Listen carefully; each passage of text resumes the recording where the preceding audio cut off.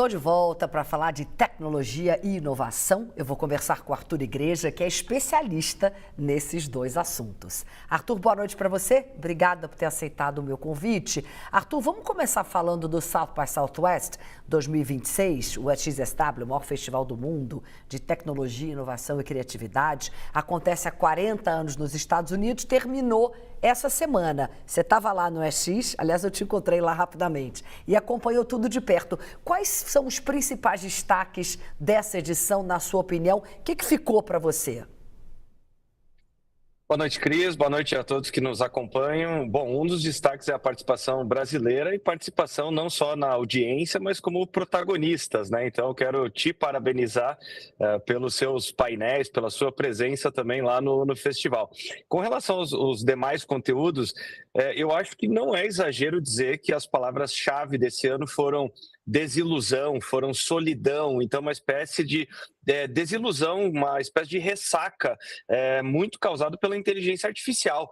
É impressionante o número de painéis que estavam debatendo sobre isso e até mesmo o papel, o que sobra para o ser humano. Então, e eu não quero colocar isso numa posição desanimada, numa posição de negativismo em relação ao futuro, mas é impressionante o quanto que esse tema, ao contrário de edições anteriores, onde a tecnologia acabava tendo o seu esplendor, o seu destaque em relação às possibilidades, o quanto que essas portas estavam sendo abertas, e o que nós vimos nesse ano foi muita gente falando sobre isso, sobre o impacto imediato nas emoções, nas ações humanas, o quanto que, de repente, nós já estamos vendo alguns traços daquilo que poderia até ser chamado de sabedoria por parte de gerações como Alfa e Z, que desde 2022 estão mais buscando desconexão do que conexão, muita gente, em alguma medida, escapando das armadilhas dos algoritmos e das redes sociais. Então, foi uma edição de 40 anos muito diferente nesse sentido, menos tecnófila e até mesmo em relação aos temas. Se nas edições anteriores nós víamos muito sobre computação quântica, sobre transgressões causadas pela IA, aqui foi muito contrário. Aqui o grande destaque foi o papel do ser humano.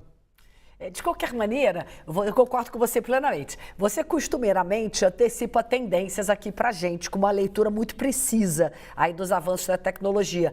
Mesmo dentro desse cenário que a gente viu lá, muito sempre uma preocupação no ser humano, a centralidade no ser humano. Alguma novidade, algum insight que tenha te surpreendido, aquele assunto ou ideia que você nunca tinha sequer imaginado ou não? Não tenha dúvida, porque a questão nós somos caçadores de novas ideias, né? Então, por vezes, quando você vê a repetição, você está vendo uma espécie de consolidação ou validação, né? Então, o grande desafio é justamente caçar exaustivamente para encontrar aquilo que é diferente. Olha, eu te digo que a sessão que mais me impactou foi do Jack Conte, que é o fundador do Patreon. Patreon, para quem não sabe, é uma plataforma de apoio a artistas, né? Então, já distribuiu mais de 10 bilhões de dólares para artistas, muito popular nos Estados Unidos. É uma espécie de plataforma que os fãs acabam apoiando os seus artistas favoritos. E ele é um artista muito bem sucedido, ele está à frente de 2 grupos musicais. E por que eu estou falando isso? Porque ele tocou em 2 pontos cruciais. O primeiro a IA, em alguma medida, ela simplesmente faz uma mescla daquilo que está disponível e nós estamos confundindo isso com conhecimento, com criação de conhecimento. Então, o ponto que ele trouxe foi o seguinte: o ser humano já está sendo enganado pela IA.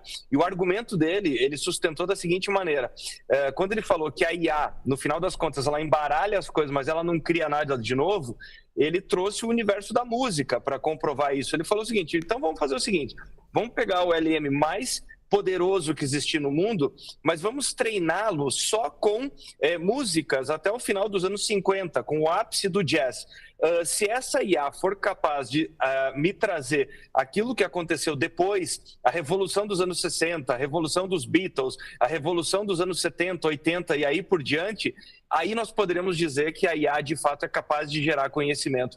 Então, ele trouxe esse primeiro ponto, que na verdade a IA ela talvez seja incrivelmente mais limitada do que nós possamos imaginar, e aí ele está indo em linha com um autor canadense, que é um dos que é um dos meus favoritos, que ele também fala muito sobre isso. E o segundo ponto do Jack Conte é exatamente isso, que, na verdade, nós estamos perdendo esse elo em relação não só a direitos autorais, mas à origem, né, de quem gera as coisas. Então, ele fala que isso não é que precisa ser imediatamente barrado, como tentaram fazer com o Napster lá nos anos 90, mas o que ele fala é que tudo isso são novas ferramentas e novos desafios, mas me chamou muito a atenção essa proposição de que a IA, na verdade, tem limitações e ela consegue nos enganar em alguma medida.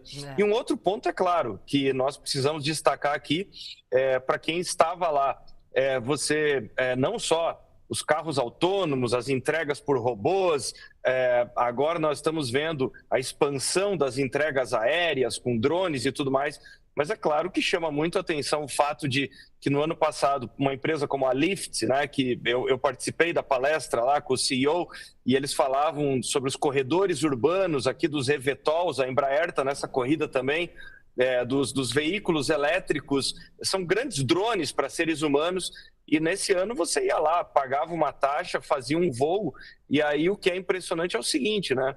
É pensar que hoje a empresa que domina de 70% a 90% do mercado de drones no mundo, que é a DJI, ela lançou o primeiro drone dela em 2013.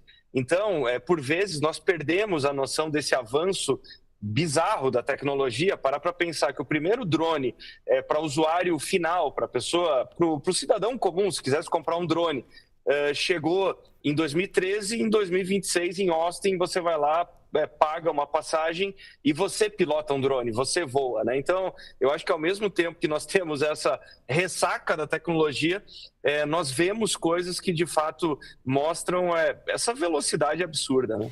E eu sei que você voou. Agora, Arthur, rapidamente, nosso tempo acabou, mas eu não posso deixar de te perguntar sobre a conferência anual da NVIDIA. Você também esteve lá, acompanhou em loco. Na abertura, o CEO Jensen Huang disse que a empresa de chips para IA projeta $1 trilhão em encomendas até 2027. Isso, de fato, é realista? Bom, muito rapidamente, nós precisamos lembrar o número de base, né? A NVIDIA acabou de passar 200 bi de faturamento por ano, então, olha, quando ele fala que no final de 27 a empresa vai bater $1 trilhão, não é pouca coisa, né? Agora, do outro lado, a NVIDIA aparentemente vai começar a voltar a vender para a China, então isso pode turbinar suas receitas, né? Especialmente com o chip H200, e ele parecia absurdamente confiante. Então, eu acho que o ponto é o seguinte, a NVIDIA, quando ela anuncia, eu acho que o grande ponto dessa conferência foi o NemoClaw. Não é nem a história dos chips. O que é o NemoClaw? É o avanço do OpenClaw, que viralizou em janeiro, que é um agente de IA que assume o comando dos computadores.